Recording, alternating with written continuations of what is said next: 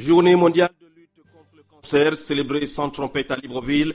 L'association pour la lutte contre les cancers féminins, consciente que 84 millions de morts pourraient être enregistrés d'ici 2015, a visité l'Institut de cancérologie d'Angondje au nord de Libreville. Pendant ce temps, une délégation du Parlement allemand à la présidence de la République ce matin. Le groupe parlementaire pour l'amitié avec les pays francophones d'Afrique a discuté avec Ali Bongo Ondimba. Et puis à Franceville, dans le Haut-Ogooué, installation du centre de développement des entreprises pour le sud-est du Gabon.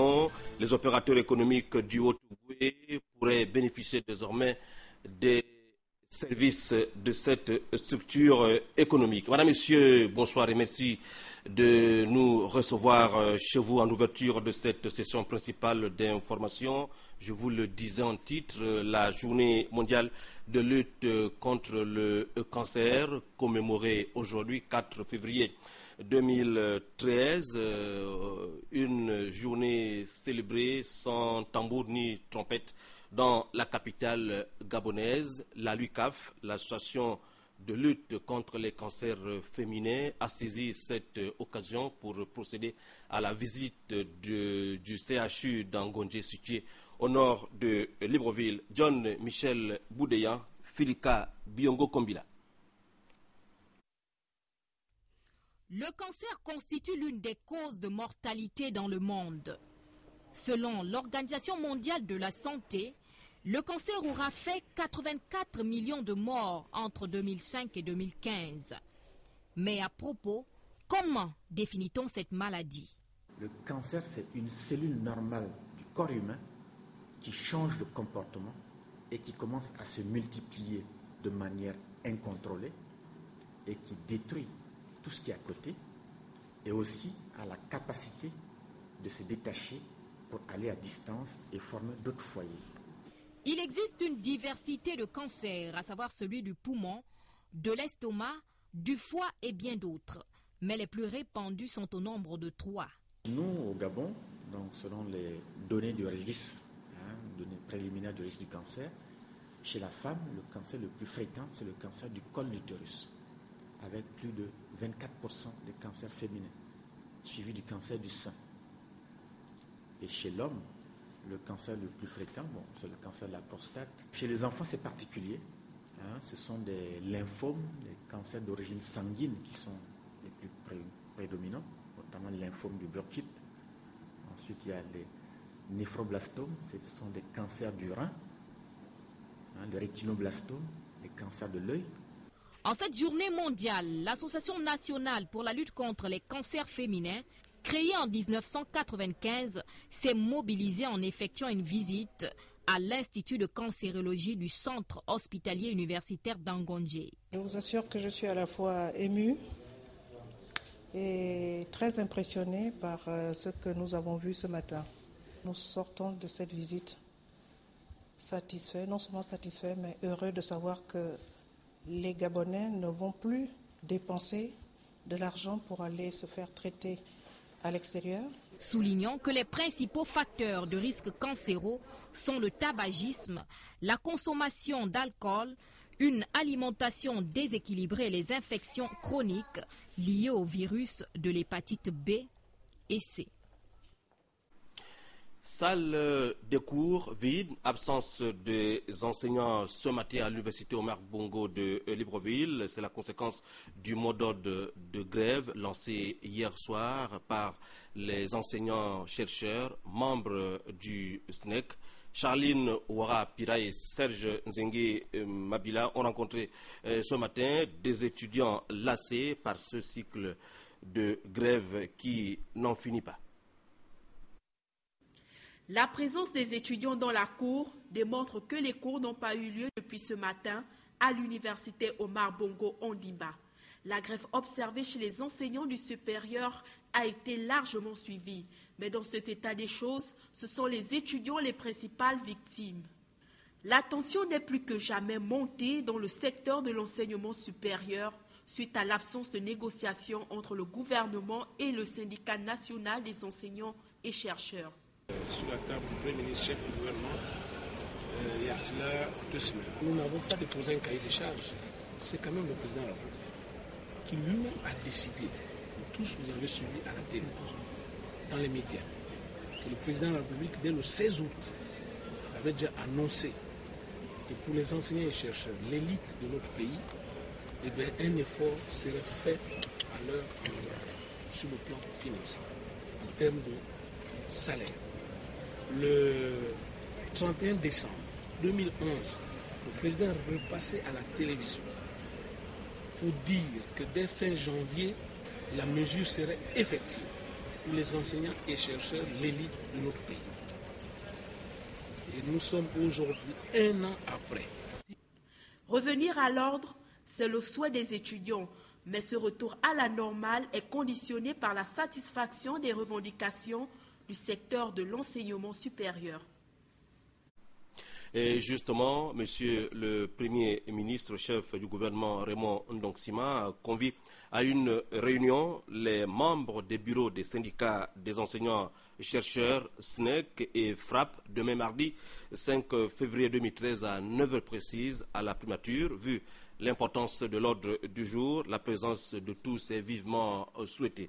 Retenez aussi que sous le haut patronage de Monsieur le Premier ministre et chef du gouvernement, la remise des certificats HEC, exécutive, éducation, à la première promotion du programme Émergence, programme de renforcement des capacités en management des hauts cadres de l'administration gabonaise, aura lieu le mercredi 6 février 2013 à 9h à l'hôtel Koumé Palace. Sont conviés les conseillers des ministres, les secrétaires généraux des ministères et leurs adjoints, les inspecteurs généraux des ministères et leurs adjoints, les directeurs généraux des ministères et leurs adjoints. Nous y reviendrons.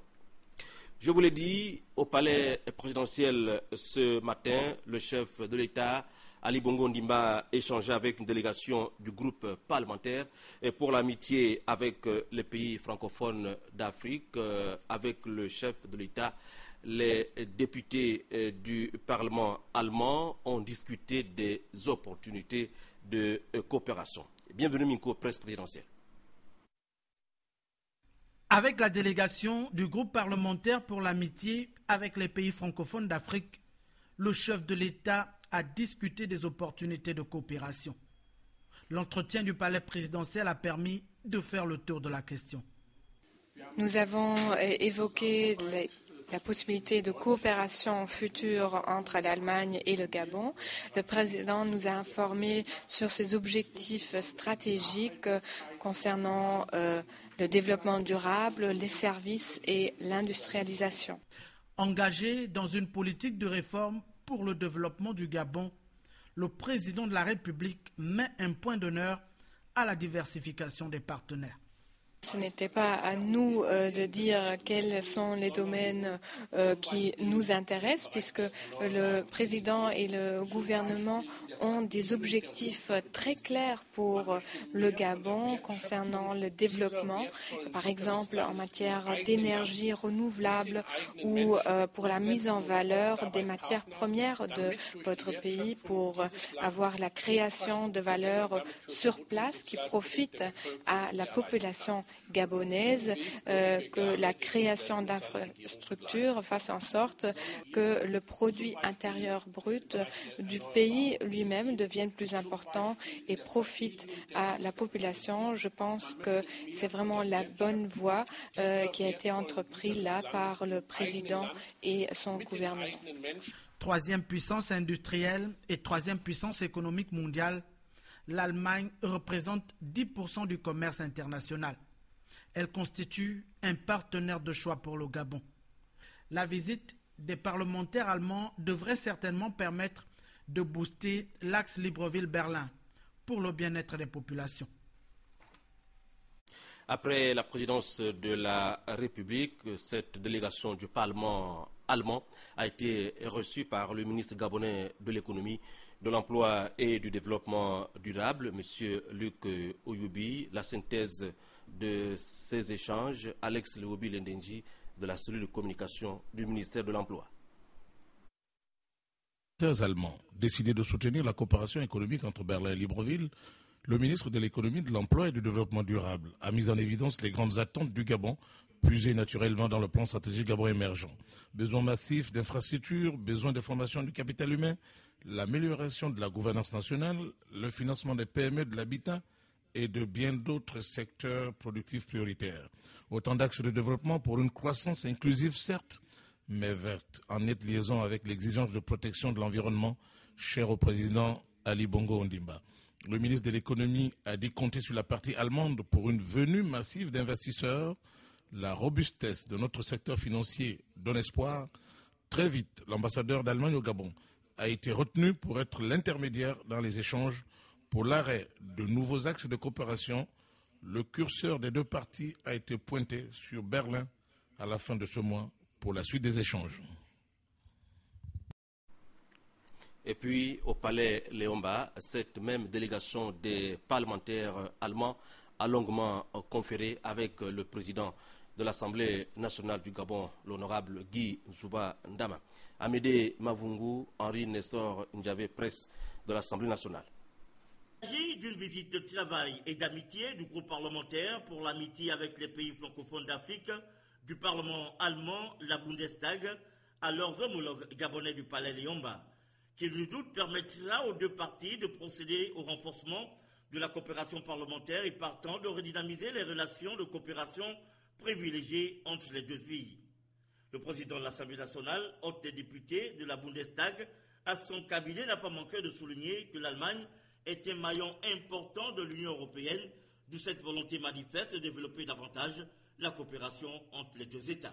Après cette brève présentation, je voudrais vous réitérer la volonté des parlementaires gabonais, des députés que nous sommes, de toujours renforcer notre coopération avec le Bundestag, parce que nous pensons que votre pays est un grand pays dont nous pouvons nous inspirer d'un certain nombre d'éléments qui ont fait l'expérience de l'Allemagne, aussi bien sur le plan démocratique que sur le plan économique, et nous voudrions, aux côtés du gouvernement, développer ces relations diplomatiques, politiques et économiques entre le Gabon et l'Allemagne. Monsieur Guy Zouba Ndama, le président de l'Assemblée nationale du Gabon, a tout aussi plaidé pour un développement plus accru des rapports économiques matérialisés par des relations concrètes face aux opportunités qu'offre le Gabon. Répondant aux propos du président de l'Assemblée nationale, M. Wartwing Fischer, chef de la délégation du Parlement allemand, a reconnu le caractère positif des relations entre le Gabon et l'Allemagne. Pour cela, il a promis de sensibiliser les autorités de son pays quant à l'intensification et la diversification des échanges. Nous sommes bien conscients du fait que le Gabon est un partenaire stable à la fois dans la région et dans l'Afrique entière, et un partenaire qui a une force économique notable. Et au niveau parlementaire, il serait intéressant à nos yeux d'approfondir différents sujets techniques qui vous intéressent, comme par exemple peut-être la formation professionnelle ou la sécurité des matières premières, avec une mise en valeur des matières premières sur place dans votre pays grâce à des partenaires allemands. Au cours justement des échanges qui ont suivi, le président de l'Assemblée nationale a insisté sur le volet formation des fonctionnaires de la représentation nationale pour des stages de courte durée au Parlement allemand. Précisons que la délégation du groupe parlementaire pour l'amitié avec les pays francophones d'Afrique du Parlement allemand est composée de 8 députés, à savoir des sociaux-démocrates, du groupe des Verts, des libéraux et du groupe des démocrates chrétiens. Sur les images qui vont arriver de la régie, retenez que depuis ce matin, la Direction générale des impôts et le secrétariat général du CREDAF, le centre de rencontre et d'études des dirigeants des administrations fiscales, organisent conjointement une réunion de travail sur l'élaboration d'un guide de méthodologie d'aide à la définition des prérequis et des besoins fonctionnels en vue de l'informatisation. L'ouverture des travaux a été présidée ce matin, disais-je, par le ministre de l'Économie, de l'Emploi et du Développement durable, M. Luc Oyubi, délégués aux actions du CREDAF, responsables des administrations fiscales ou collaborateurs de haut rang prennent part à ces travaux de Libreville sur lesquels Ahmed Mouyaka de notre rédaction reviendra demain.